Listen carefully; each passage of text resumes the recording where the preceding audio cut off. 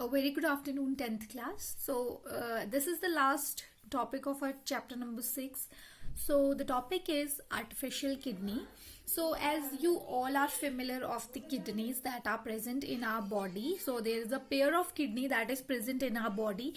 And in our last lecture, हमने ये भी डिस्कस किया था कि किडनीज क्यों होती है हमारी बॉडी में. बेसिकली वो क्या करती है, हमारी ब्लड को प्योरीफाई करती हैं और उसमें से जो वेस्ट प्रोडक्ट होता है उसको बेसिकली थ्रू आउट करती हैं हमारी बॉडी से through the excretory system. So it is a part of excretory system.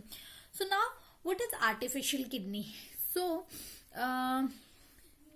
First of all जो किडनीज हैं, लाइक ह्यूमंस में किडनी होती है प्यूरिफिकेशन के लिए या फिर फिल्ट्रेशन के लिए, but sometimes due to some injuries और infections जो किडनीज होती हैं वो अपनी एक्टिविटी जो है वो लूज कर देती है. एक्टिविटी लूज करना मतलब कि उनका जो मेन फंक्शन होता है प्योरीफाई करने का या फिल्ट्रेशन का, उसको वो रिड्यूस कम कर देती है ड्यू टू सब लाइक इन्फेक्शंस और इंजरी. तो उस टाइम क्या करते हैं, हम एक आर्टिफिशियल किडनीज जो है वो हम बनाते हैं टू प्योरीफाई द ब्लड और to excrete out the waste from the body. ठीक है, तो ये सारी जो भी आर्टिफिशियल किडनी होती है ये एक एक्सटर्नल प्रोसेस होती है. मतलब एक्सटर्नली आपका ब्लड जो है वो प्योरीफाई होता है और फिर आफ्टर प्योरिफिकेशन वो ब्लड जो आपकी बॉडी में एंटर होता है. सो ये एक आर्टिफिशियल मेथड है, मतलब कि सेल्फ क्रिएटेड मेथड है, खुद क्रिएट किया जाता है. तो इसलिए इसको आर्टिफिशियल किडनी कहा जाता है. अगर मेडिकली इस टर्म को हम डिस्कस करें तो इसे हम हीमोडायलाइसिस जो है वो कहते हैं. ठीक है, now before moving towards this artificial kidney let's just go through the diagram or picture of this so that it will get clear to you कि हम क्या study करने वाले. So this is the diagram of your artificial kidney in which this patient is there और इसका जो है वो किडनी जो है वो खराब है. सो बेसिकली क्या है, यहाँ से इम्प्योर्ड ब्लड या जो ब्लड जो आर्टरीज में है वो आ रहा है, पंप आउट हो रहा है. This is the tubes of dialysing solution जहां पे कि इसको डायलाइज किया जाता है. और यहाँ पे जो है आपका देख रहे होगे आप लोग कि यहाँ से एक पाइप जो है वो इस कंटेनर में जा रही है और it is used dialysing solution और यूरिया और एक्सेस सॉल्ट जो है वो रिमूव आउट हो रहे. फ्रेश डायलाइजिंग सोल्यूशन यहाँ पे है जो कि यहाँ से इस इक्विपमेंट में ट्रेवल कर रहा है और जो यूज होता जा रहा है वो बाहर की तरफ को आता जा रहा है. इसमें हमारा वेस्ट प्रोडक्ट भी है और साथ में क्या है, और बीच में ये जो आप ट्यूब्स देख रहे हैं छोटे छोटे, इस ट्यूब्स में क्या है, ब्लड जो है सर्कुलेट हो रहा है और फिर जो फ्रेशन अप ब्लड जो है या फिर ऐसा ब्लड जो है दैट इज प्योर्ड और फिल्टर्ड ब्लड जो है वो फिर से हमारी बॉडी में क्या है वो एंटर कर रहा है. तो this is the process of dialysis. और इसे आर्टिफिशियल किडनी इसलिए कहा जाता है क्योंकि आर्टिफिशियली हम क्या कर रहे हैं, ब्लड को प्योरीफाई कर रहे हैं with the help of some equipments, इसलिए इसको आर्टिफिशियल मेथड भी कहा जाता है and that is why it is known as artificial kidney. तो अब हम इसके बारे में स्टडी करेंगे कि ये होता क्या है और किस तरह से वर्क करता है. Now, the artificial kidney machine may be employed in order to get rid of the metabolic waste from the blood and maintain the normal level of water and minerals, ions in the body. यानी कि हमें पता है कि kidney में हम nephron का function जो है वो डिस्कस कर चुके हैं.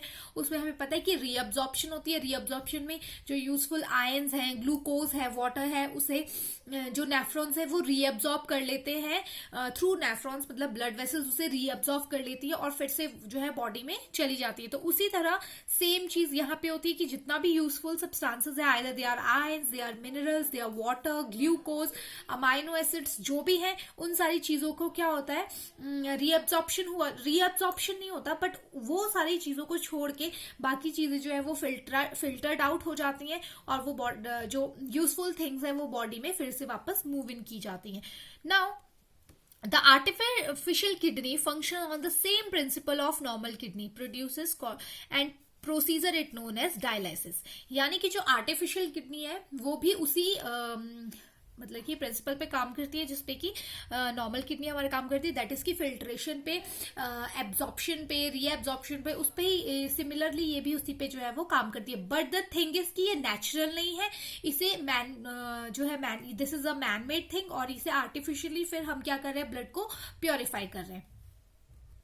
Now artificial kidney contain a number of tubes, जैसे कि आपने पिक्चर में देखा था, उसमें नंबर ऑफ ट्यूब्स जो थी वो बनी हुई थी। और what kind of tubes they are semi permeable lining. Semi permeable का मतलब आपको पता है, that is that allows the material to pass through them, that is known as semi permeable, ठीक है। So suspended in a tank filled with the dialysing fluid, जिसमें हमने देखा था कि डायलाइसिंग फ्लूइड था, उसके अंदर बहुत सारी ट्यूब्स लगी थी, उन ट्यूब्स के अंदर जो है वो ब्लड सर्कुलेट करता है। और वो ट्यूब्स कैसी होती है, वो ट्यूब्स होती हैं सेमी परमिएबल ट्यूब्स होती हैं। अब वो जो फ्लूइड हम यूज करते हैं उसका जो ऑस्मोटिक प्रेशर होता है, that is similar to that of the blood, कि ब्लड का जो ऑस्मोटिक प्रेशर होता है वो और उस फ्लूइड का, यानी डायलाइसिंग फ्लूइड का जो ऑस्मोटिक प्रेशर होता है वो सिमिलर होता है। और जिसकी वजह से क्या है कि वो ब्लड का या फिर जो लाइक ब्लड का जो है कैरेक्टर प्ले करता है। लाइक वाइज जैसे कि आप लोगों ने उसमें देखा था कि नेफ्रॉन के थ्रू जो है वो ब्लड जा रहा था, सॉरी नेफ्रॉन के थ्रू फिल्ट्रेट जा रहा था। आपने नेक्स्ट पिछली लेक्चर में ये चीज डिस्कस की थी कि नेफ्रॉन के थ्रू जो फिल्ट्रेट जा रहा था, और ब्लड वेसल्स क्या कर रही थी, उस नेफ्रॉन को कॉइल की हुई थी, ठीक है।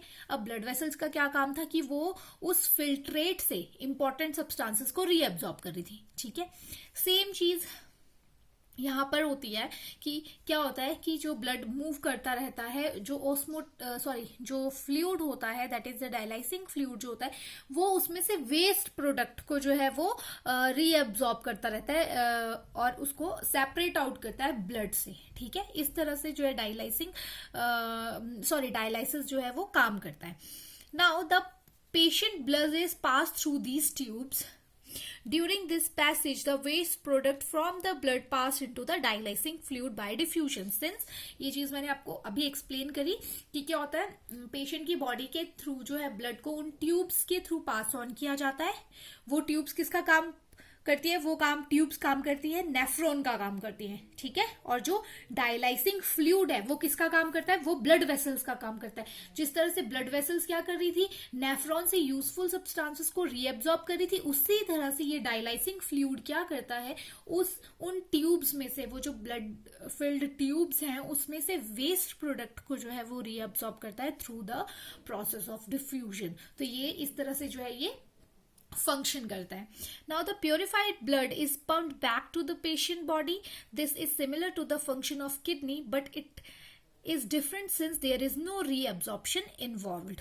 यानी कि क्या होता है, अब जब डायलाइसिंग फ्लूइड ने सारा जो वेस्ट प्रोडक्ट है उसको एब्जॉर्ब कर लिया, यानी जो ब्लड है अब वो कैसा हो गया, वो प्योरिफाइड हो गया, यानी कि उसमें सारे यूजफुल सब्सटेंसेस ही प्रेजेंट हैं।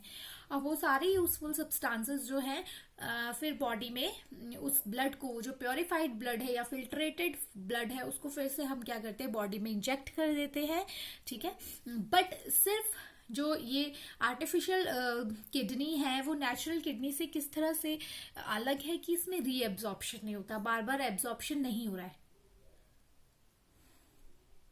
ठीक है। इस तरह से वो क्या है, थोड़ा सा इससे डिफर करता है।